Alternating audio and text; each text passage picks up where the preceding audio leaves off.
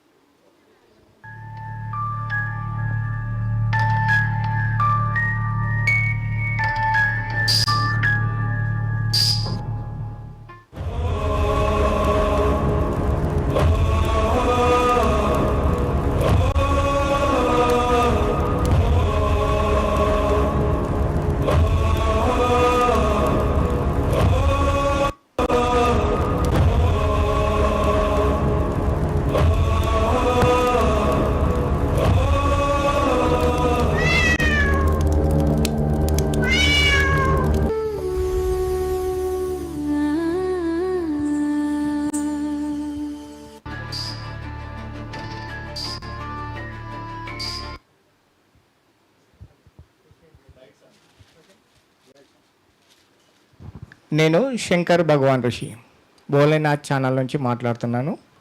SBS trust founder and chairman కూడా.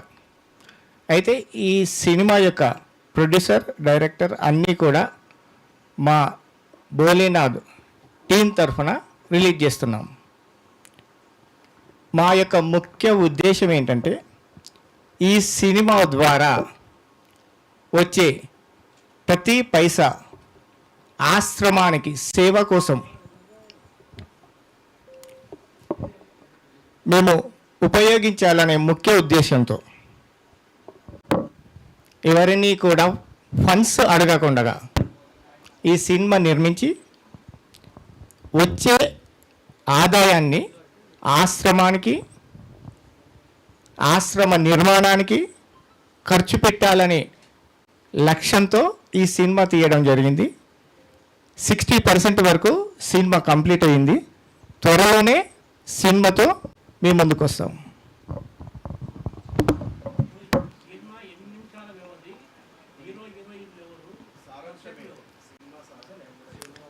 Cinema 150 నిమిషాల వ్యవధి. సినిమా యొక్క ముఖ్య ఉద్దేశం సినిమాలోని పాత్ర హీరోయిన్లు అందరూ కూడా ఏతోనే, ఎవరు కూడా బయటి వ్యక్తులు లేరు. మీరు అడిగారు కదా సినిమా ఎవరు, హీరోయిన్ ఎవరు, హీరో ఎవరు. హీరోయిన్ అంతా కూడా ఏతో క్రియేట్ చేసిందే, ఏతోను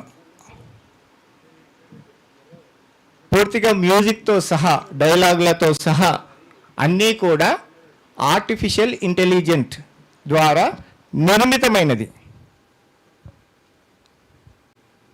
ఇందులో కథ యొక్క మూలాంశము అనేది ముందే ప్రకటిస్తే సినిమా యొక్క ముఖ్య ఉద్దేశం మేము చెప్పగలిగాం. కథను ప్రకటించడం కాదు కదా. ఏంటండి, మేము కథ చెప్పడానికి రాలేదు, ఇక్కడ ముఖ్య ఉద్దేశాన్ని చెప్పడానికి వచ్చాను మీ ముందుకు. మీరు కథ అడుగుతున్నారు, కథ కావాలంటే సినిమా చూడండి. కథ నేను చెప్పినాక సినిమా మీరు చూడలేరు కదా. ఏమంటారు? మీకు ఏదన్నా డౌట్ ఉంటే అడగండి.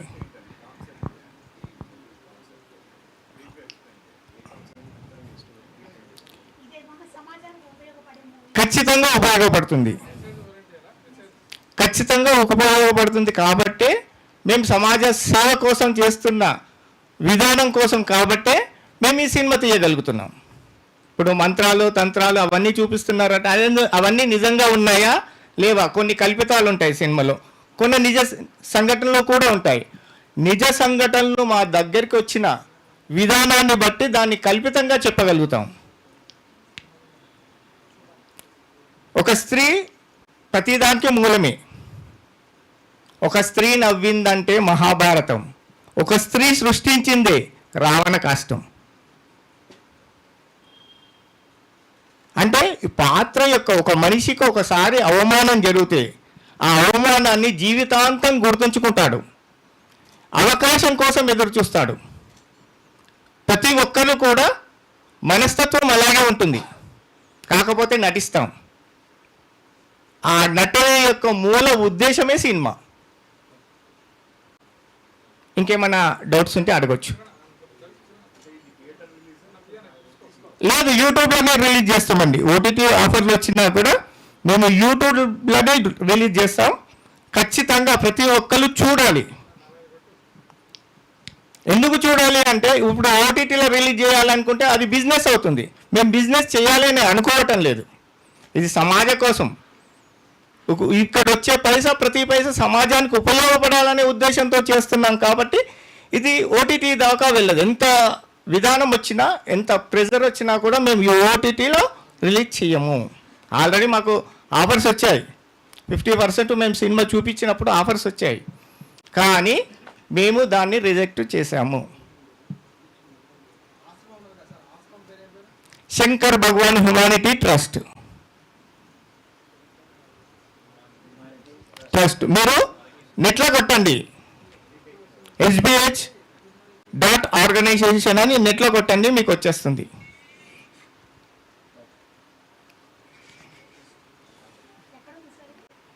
ఇది బాలనగర్లో ఉందమ్మా.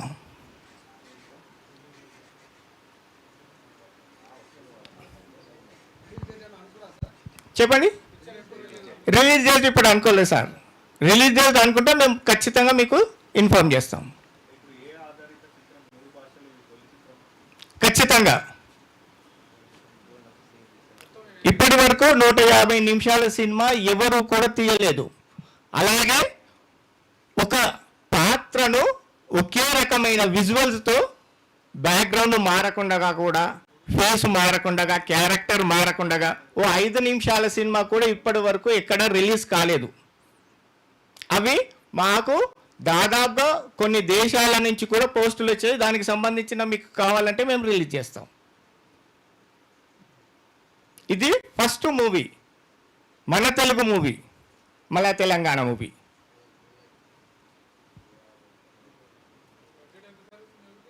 బడ్జెట్ గురించి అడగొద్దు సార్, ఎందుకంటే అది ఎంత పెట్టుకుని ఇప్పుడు ఒక బయట నిర్మితమైన సినిమా అయితే ఈ హీరోయిన్కి ఇంత ఇస్తాం, ఇక్కడ ఇంత ఇస్తాం. ఈ టెక్నాలజీ అవసరాన్ని బట్టి పెరుగుతుంటుంది, తగ్గేదైతే ఉండదు. మేము నలుగురమే సార్, మిగతాది గంప నాగరాజు, గొట్టిపాముల మణికుమార్, శౌరి పసల, శంకర్ భగవాన్ ఋషి. గొట్టిపాముల సినీ క్రియేషన్స్ పేరు కూడా గొట్టిపాములనే పెట్టాము. ఎస్, మొదటి చిత్రం. ఖచ్చితంగా అడగవచ్చు.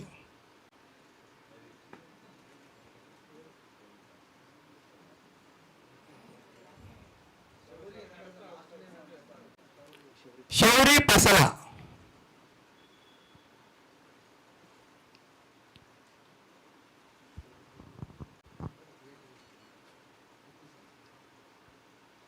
మీరు ఇప్పటి వరకు చూసినవి కూడా ఏఐతో జనరేట్ చేసిన వీడియోలు, పాటలు మాత్రమే. చాలామంది కూడా ఏమనుకుంటారు, ChatGPTలో పాట వస్తుంది, ఏఐకి ఇస్తున్నాం చేస్తున్నాం. అది కాదండి, కంపల్సరిగా నేను రాసిన పాటలు మాత్రమే. ఏతో ఏమాత్రం సంబంధం లేదు వాటికి.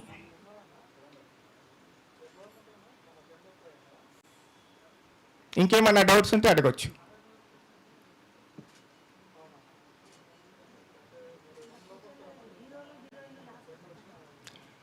కాదమ్మా, హీరోయిన్లో లాస్ కాదు.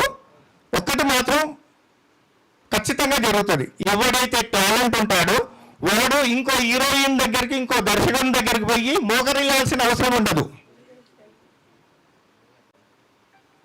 క్యాస్ట్ అండ్ క్లాస్ అనేది భవిష్యత్తులో ఉండకుండా ఉంటుంది ఇలాంటి సినిమాలు రావడం వల్ల. స్త్రీకి గౌరవం పెరుగుతుంది కానీ అవమానం జరగదు. ఎందుకంటే ఒకవేళ స్త్రీని పెట్టే తీయాలనుకోండి, స్త్రీతో అవసరం ఉండదు. ఆమె ఫోటో ఉంటే సరిపోతుంది కదా, అనుమతి పత్రం ఉంటే సరిపోతుంది కదా. చెప్పండి, వాస్తవం అయితే ఒప్పుకోండి. ఇది కూడా భారీ బడ్జెట్ చిత్రమే సార్, తక్కువలో ఏది రాదు. మీరు ఇక్కడికి రావడానికి మామూలుగా మనం ఒక ఛాయ్ తాగితే 10 రూపాయలు అవుతుంది. అలాంటిది ఒక ఏఐతోని ఒక తీసుకుంటే నెలకు 50 నుంచి 1,00,000 రూపాయల వరకు కూడా ఏఐలు ఉన్నాయి. అది ఏఐలు కంప్లీట్గా ఇవ్వవు, క్రెడిట్స్ మాత్రమే ఇస్తాయి. ఒక ఏఐతోనూ ఏ సినిమా కాదు, ఒక్కొక్క దాంట్లో ఒక్కొక్క స్పెషలిస్ట్ ఉంటుంది. ఇట్లా 20-30 ఏఐలు కలిపితే ఒక సినిమా అవుతుంది. ఒకటి క్లోనింగ్ ఉంటుంది, ఒకటి సౌండ్ ఇస్తుంది, ఒకటి వాయిస్ ఇస్తుంది. కానీ అది దానికి సంబంధించిన వాయిస్ ఇవ్వదు, దానికి నచ్చినట్టు ఇస్తుంది. దాన్ని మనకు అనుకూలంగా మార్చుకోవడమే మన టెక్నాలజీ.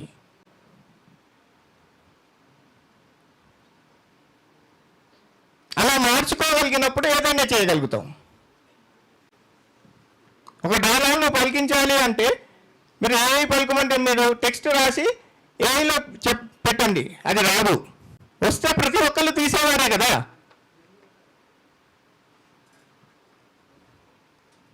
అది రాదు కాబట్టి ఏఐతో తీసిన సినిమాకు ఒక ప్రత్యేకత ఉంటుంది. మనిషి డబ్బింగ్ చెప్పగలుగుతాడు, ఏఐ డబ్బింగ్ చెప్పలేదు. వాస్తవం అంటే ఒప్పుకోవచ్చు, మీరు కాదంటే క్వశ్చన్స్ అడగచ్చు. చెప్పండి, ఇంకేమన్నా డౌట్స్ ఉన్నాయా? చెప్పండి. పర్లేదు, మీరు హిందీలో అడగండి, నేను తెలుగులో సమాధానం చెప్తాను. तो मतलब पिक्चर का नाम आपने मनमोहिनी क्यों रखा फर्स्ट, और मतलब हिंदी में भी ये पिक्चर रिलीज होगा क्या नॉर्थ इंडियंस के लिए? హిందీ, ఇంగ్లీష్, తెలుగు, అందుకోసం 3 టీజర్లు రిలీజ్ చేసాము, 3 పోస్టర్లు కూడా రిలీజ్ చేసాము. ప్రతిదీ తెలుగులో ఎలాంటి విజువల్స్తో వస్తుందో అలా విజువల్స్తో హిందీలో వస్తుంది, ఇంగ్లీష్లో వస్తుంది, డైలాగ్లో కూడా ఎలాంటి మార్పు రాదు. కాకపోతే ఒక్కటి మాత్రం ఉంటుంది. पिक्चर का नाम मनमोहिनी क्यों रखा, मतलब इससे आपका क्या कुछ पर्सनल कुछ లేదమ్మా, या मतलब ये भी एक एआई है या కాదమ్మా, ప్రతి భారతానికి, ప్రతి రామాయణానికి, ప్రతి కథలకు స్త్రీనే మూలం ఎందుకు అవుతుంది? దీనికి సమాధానం చెప్పండి, నేను చెప్తాను. ప్రతి గొడవ ఇంకా స్త్రీని ఎందుకు ఉంటుంది? ఏంటమ్మా, మరి పురుషుడు ఉండాలి కదా. ఇప్పుడు రామాయణం జరగడానికి కారణం స్త్రీ, భారతం జరగడానికి కారణం స్త్రీ, మరి పురుషుడు ఉండాలి కదా. చెప్పండి చెప్పండి. వరమోహిని పెట్టడానికి కారణం ఏంటంటే, ఒక స్త్రీ తన ఆగమవడం వల్ల, ఒక జీవితం ఆగమవడం వల్ల అడవులపై వెళ్ళే అవకాశం ఉంది. అంటే అడవులపై వెళ్ళడం అంటే అడవులపై నివసించడం కాదు, మానసికంగా చంచలమయ్యే అవకాశం ఉంది. ఆ చంచలత్వాన్ని అడవితో పోవడంలో తప్పేం లేదు కదా. పిచ్చి వాళ్ళతో పోవడం తప్పు, అడవితో పోవడం తప్పు కాదు కదా. దారి తప్పు, అడవి అనేది ఒక దారిని చూపించదు, మనం ఎటు నడుస్తాడని పోతుంది. కాబట్టి దారి లేని తనంలో ఉన్నదాన్ని వనమోహిని అంటారు. దారి ఉంటే వనమోహిని ఎలా అవుతుంది? వనంలో దారి ఉండదు కదా. చెప్పండి ఇంకా.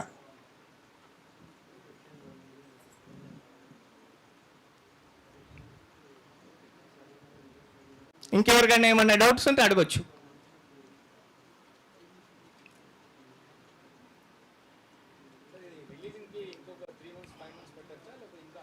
సాధ్యమైనంత వరకు మనం ప్రయత్నం చేస్తున్నాం.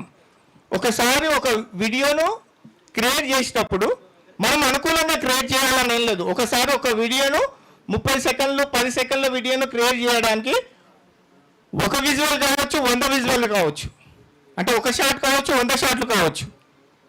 ఒక షాట్తో అయింది అనుకోండి, వారం రోజులలోనే అవుతుంది. 100 షాట్లతో అయింది అనుకోండి, 100 రోజులు అవుతుంది. పక్కన సున్నానే తేడా.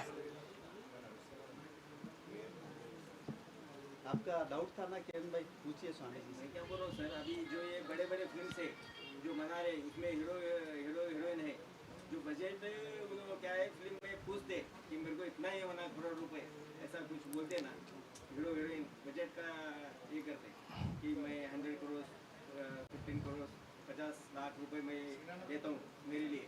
तो इसमें जो आप बना रहे तो इसमें कुछ ऐसा వాళ్ళు అడగడానికి కారణం ఏంటంటే, వాళ్ళు బిగ్ వేసుకొని చూపించడానికి సిద్ధంగా ఉంటారు.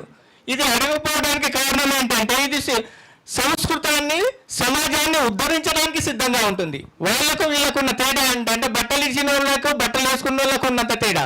तो उसके लिए कुछ अभी ये जो हीरोइन है इसमें तो उन्होंने कुछ उसको कुछ ఆమె హీరో అనేది మేము ఒక వ్యక్తి నుంచి తీసుకోలేదు, క్రియేట్ చేశామని చెప్పాము. అంటే ఆమె హీరోయిన్ కాదు, ఆర్టిఫిషియల్ ఇంటెలిజెంట్ తో క్రియేట్ చేయబడిన ఒక ओनली फोटोज ఫోటో, ఒక క్యారెక్టర్. ఇంకేమన్నా డౌట్ ఉందా? तो उसके अभी ये जो रिलीज होगा पब्लिक में जाएगा और फेमस होगा, मगर इसमें बाकी के जो आर्टिस्ट है जो लोग काम कर रहे हैं, आर्टिस्ट लोग जो भी एक्टर लोग हैं, उनके लिए तो ये रहेगा ना कि भाई आर्टिफिशियली अभी आ रहा तो అట్లా కాదు. ఎందుకు కాదంటే, ఇప్పుడు ఒక వ్యక్తి కరెక్ట్గా ఇమేజ్ జనరేట్ చేయగలిగినప్పుడు ఆ వ్యక్తి వచ్చి నేను ఆ దాంట్లో పాత్రగా ఇమ్మగలుగుతా అంటే, ఆ పాత్రకు తగ్గట్టుగా అతను ఉండగలిగినప్పుడు ఇమేజ్ జనరేట్ చేసుకోవాల్సిన అవసరం ఇతనికి ఏముంది? ఉండదు కదా. मगर ये ऑब्जेक्शन करेंगे ना सर, जो जो అది నువ్వు ఒక रोजी रोटी छिन रही ఒకటి గుర్తుంచుకోండి. నువ్వు ఒక సంస్థలో మెంబర్ అయినప్పుడు అందరు పర్మిషన్లు తీసుకోవాలి. వాస్తవమేనా? నువ్వు ఒక ఫిల్మ్ యాక్టరు, అందులో మెంబరు. యాక్టర్ బయట చేయాలనుకున్న దేనిలన్నా అందులో నీకు మెంబర్షిప్ ఉండాలి. కానీ ఇది ఆర్టిఫిషియల్ ఇంటెలిజెంట్. ఎవరికి తెలివి ఉంటే వాడే క్రియేట్ చేసుకోవాలి. వారికి మెంబర్షిప్ అవసరం లేదు, తెలివికి మెంబర్షిప్ అవసరం లేదు. చదువుకున్నోనికి జ్ఞానం కావాలి, కులం అవసరం లేదు. ఆయుషతో పని లేదు, వయసుతో పని లేదు, ఏకాగ్రత కావాలి. అంతేగాని వాళ్ళ మెంబర్షిప్ ఉంది కాబట్టి నాకు మెంబర్షిప్ ఇవ్వాలంటే, నీకు మెంబర్షిప్ ఉంటే, నీకు ఆ జ్ఞానం ఉంటే మెంబర్షిప్ ఆటోమేటిక్ వస్తుంది. జ్ఞానానికి మెంబర్షిప్ అవసరం లేదు కదా. జ్ఞానానికి మెంబర్షిప్ అవసరం లేదు. జ్ఞానానికి ఏం కావాలి? సాధన కావాలి. దాని మీద ఉన్న నాలెడ్జ్ మీద పట్టుదల కావాలి. అంతేకాని వాళ్ళకు మెంబర్షిప్ ఉంది కాబట్టి దీంట్లో కూడా మెంబర్షిప్ కావాలనడం సరైన క్వశ్చన్ కాదు. ముందు మెంబర్షిప్ ఎవరికి కావాలి? మనుషులకు కావాలి, బొమ్మలకు కాదు కదా. ఇంకేమన్నా డౌట్ ఉంటే అడగొచ్చు.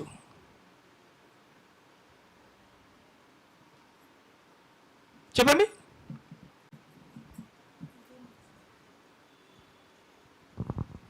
Thank you.